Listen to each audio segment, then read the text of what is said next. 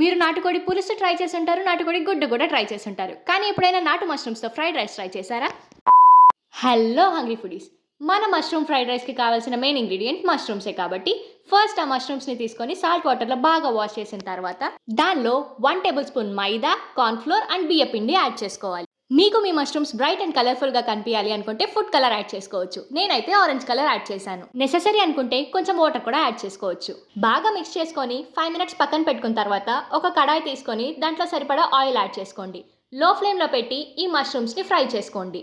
Mushrooms అన్నీ fry అయ్యాక ఒక బౌల్లో తీసి పక్కన పెట్టుకోండి. నెక్స్ట్ ఇంకో పాన్ పెట్టి మన మష్రూమ్ ఫ్రైడ్ రైస్కి కావాల్సిన ఇంగ్రీడియంట్స్ అన్ని రెడీ చేసుకోండి. పాన్లో కొంచెం ఆయిల్ వేసుకొని హీట్ అయ్యాక జీలకర్ర యాడ్ చేసుకోండి. ఫాలోడ్ బై అల్లం వెల్లుల్లి పేస్ట్ అండ్ ఆనియన్స్. ఆనియన్స్ కొంచెం రెడ్డిష్ బ్రౌన్ కలర్కి మారేదాకా వెయిట్ చేయండి. దాని తర్వాత ముందుగానే కట్ చేసి పెట్టుకున్న మిర్చి అండ్ క్యారెట్ యాడ్ చేసుకోండి. క్యారెట్ కొంచెం బాయిల్ అయ్యేదాకా వెయిట్ చేసి దాంట్లో కొత్తిమీర, coriander and mint paste add చేసుకోండి. వీటితో పాటు మీకు ఇష్టమైతే క్యాప్సికమ్ కూడా యాడ్ చేసుకోండి. మీ టేస్ట్కి తగ్గట్టు సాల్ట్, టర్మరిక్ పౌడర్ అండ్ కొంచెం గరం మసాలా యాడ్ చేయండి. ముందుగానే బాయిల్ చేసి పెట్టుకున్న రైస్ యాడ్ చేసుకొని అన్ని మిక్స్ అయ్యేటట్టు తరోగా మిక్స్ చేయండి. ఈ ఫ్రైడ్ రైస్లో మనం యూస్ చేసే సీక్రెట్ ఇంగ్రీడియంట్ ఈ ఫ్రైడ్ రైస్ మసాలా.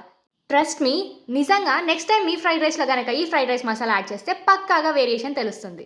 లాస్ట్లో ముందుగా ఫ్రై చేసి పెట్టుకున్న మష్రూమ్స్ యాడ్ చేసుకోండి.